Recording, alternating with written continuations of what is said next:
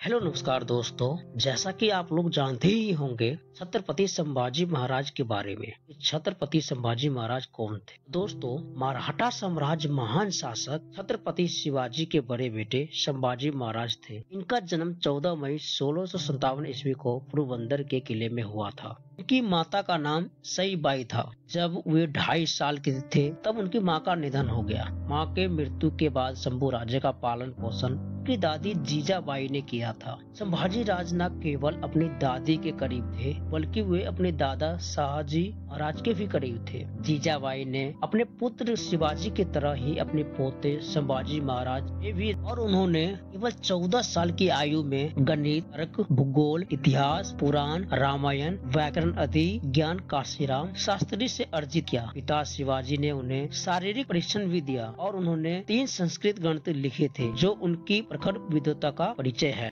शिवाजी महाराज के बड़े पुत्र होने के नाते संभाजी महाराज ने अपने पिता द्वारा हिंदवी स्वराज के निर्माण के लिए किए गए प्रयासों को देखते हुए मराठा साम्राज्य के राजकुमार के रूप में संभाजी ने एक से अधिक अवसरों को अपनी बहादुरी और सैन्य प्रतिभा साबित की। उन्होंने 16 वर्ष की आयु में रामनगर में अपना पहला युद्ध लड़ा और जीता। सन 1675 से 76 के दौरान उन्होंने गोवा और कर्नाटक में सफल अभियानों का नेतृत्व किया।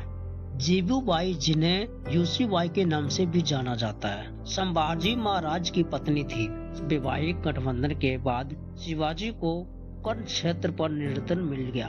शाहू प्रथम संभाजी राजे और यूसीबाई के सबसे बड़े बेटे थे। अप्रैल 1680 ईस्वी में शिवाजी महाराज की मृत्यु हो गई। संभाजी की सौतेली मां सोयराबाई ने उनके सौतेले भाई राजा राम से मराठा साम्राज्य का अगला राजा बनने के लिए कहा। यह खबर सुनकर संभाजी ने अनहाला किया और रायगढ़ किला जीत लिया। 20 जुलाई 1680 को उनका हिंदू परंपराओं के अनुसार राज्य अभिषेक किया गया और वे मराठा साम्राज्य के दूसरे छत्रपति बन गए।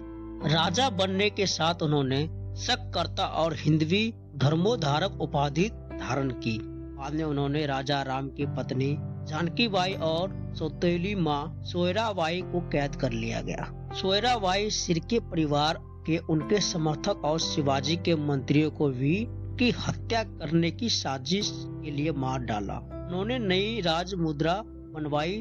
उसमें लिखा था, श्री शंभो शिवजात मुद्रास्य धौरव्य राजते यंद कसेवनी लेखा वर्तते नोपरी। इसका अर्थ यह होता है, भगवान शिव के भक्त और शिवाजी के पुत्र संभाजी का राज्य काश तक फैला और यह सभी जनों के लिए हितकारी है। शिवाजी महाराज की मृत्यु के 3 महीने के बाद संभाजी महाराज का राज्य अभिषेक हुआ।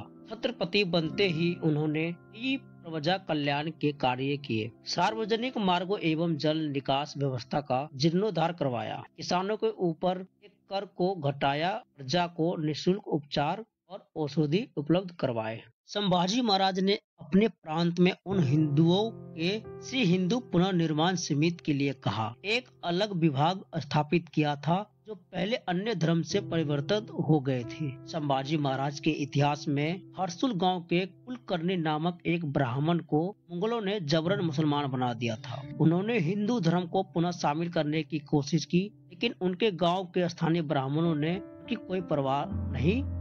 अंत में कुलकर्णी ने संभाजी महाराज से मुलाकात की और उन्हें अपनी व्यवस्था के बारे में बताया। संभाजी महाराज ने तुरंत अपने पुनः परिवर्तन समारोह की व्यवस्था में उन्हें पुनः हिंदू बना दिया। संभाजी महाराज के इस नेक प्रयास से कई धर्मांतरित हिंदुओं को वापस हिंदू धर्म में परिवर्तित होने में मदद की। संभाजी महाराज के इतिहास में बुरहानपुर का आक्रमण बहुत प्रसिद्ध था, क्योंकि छत्रपति बनने के बाद यह संभाजी महाराज का पहला युद्ध था। इस युद्ध में 20,000 मराठा सेना ने मुगल सेना को हरा दिया और खान देश में औरंगजेब की राजधानी को लूट लिया था। छत्रपति शंभूराज महाराज ने अपनी प्रजा की दुर्दशा का सबसे पहले रखा और उन्होंने राज्य में गरीबी और खदान की कमी की भरपाई के लिए 1680 में औरंगजेब के खान देश की सूबा की राजधानी बुरहानपुर पर हमला किया और इस हमले में मराठों को विशाल मुगल खजाना का हाथ लगा। खान देश और बुरहानपुर में मुगलों को हराने के बाद संभाजी महाराज ने मैसूर पर आक्रमण किया। संभाजी राजा ने सन 1681 ईस्वी में वीडियो या राजवंश के खिलाफ दक्षिणी मैसूर अभियान शुरू किया। उस समय विडो या राजवंश के राजा थे विडो यार शिकादेव राय बहुत चिड़चिड़े राजा थे। उन्होंने संभाजी महाराज के सामने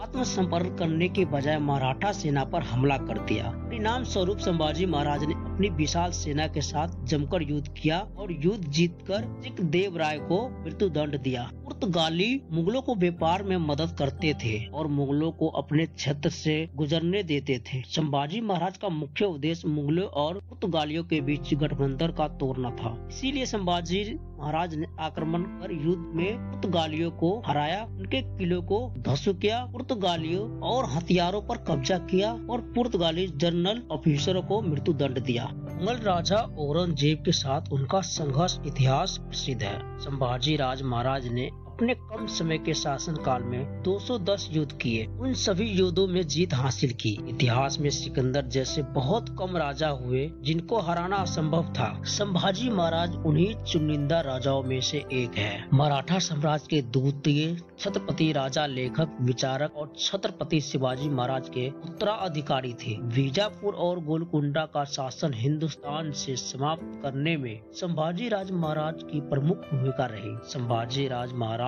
ने अपनी वीरता और विद्वता के लिए प्रसिद्ध माने जाते हैं। उन्होंने सेना को अपने साथ रायगढ़ भेजा और अपने साथ केवल 200 सैनिक, अपने मित्र और सलाहकार कवि कलश और 25 विश्वसनीय सलाहकार रखे। जैसे ही संभाजी महाराज गांव से बाहर निकल रहे थे, वैसे ही 10,000 मुगल सैनिकों ने उन्हें उनके साथियों को घेर लिया। सभी साथियों को और उनमें प्रमुखों ने बहादुरों से लड़ाई लड़ी। तब झरप गांव में एक भयानक रक्तपात हुआ, जहां संभाजी राज महाराज ने अपनी सेना ने अपनी पूरी ताकत से मुगलों को विशाल सेना का सामना किया। लेकिन अंत में 1 फरवरी सन 1689 ईस्वी को मुगलों ने संभाजी महाराज और उनके मित्र कवि कलश को धोखे से पकड़कर बंदी बना लिया गया।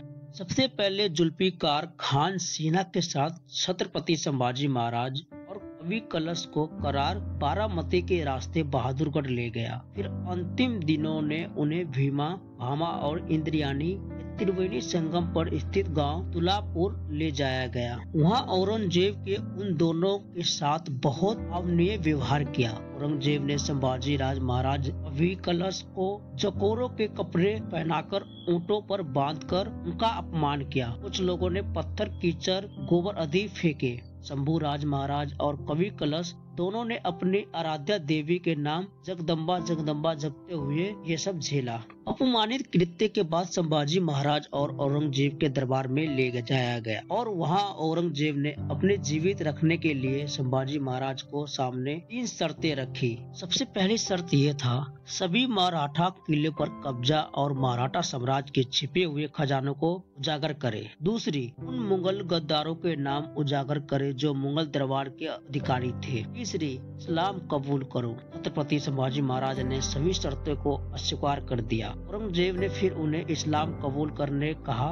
संभाजी महाराज उसने कहा, धर्म मेरा प्राण है और मैं उसको नहीं छोड़ सकता हूँ। अपनी शर्तों का अस्वीकार करने का कारण औरंगजेब ने संभाजी महाराज को और कवि कलश को मान्य यातनाएं देना शुरू। मुगल सैनिकों धीरे धीरे चिमटी से कभी उनके नाखून को उखाड़ देते थे। सारे नाखून निकाल देने के बाद वे एक एक करके अपने उंगलियां काट लेते थे। अपनी असहनीय दर्द के बावजूद वे औरंगजेब जब भी कारवास आता उसे कुछ न कुछ बोलते ही। हर अत्याचार के बाद औरंगजेब ने संभाजी महाराज को इस्लाम धर्म अपनाने के लिए कहा, लेकिन उन्होंने हर बार इस प्रस्ताव को अस्वीकार कर दिया। एक दिन गुस्से से औरंगजेब ने उनकी जीभ काट देने का हुक्म दिया। कुछ दिन बाद उनकी त्वचा छील दी गई। उसके बाद गरम सलाखे से उनकी आंखें निकाल दी गई। कुछ दिनों के बाद एक एक करके दोनों हाथ काट दिए गए। अंत में उनका सिर काट दिया गया और एक विशेष हथियार से उनका धड़ 2 टुकड़ों में विभाजित कर दिया गया और सब टुकड़ों को मुगलों द्वारा तुलापुर में भीमा नदी के संगम पर फेंक दिया गया।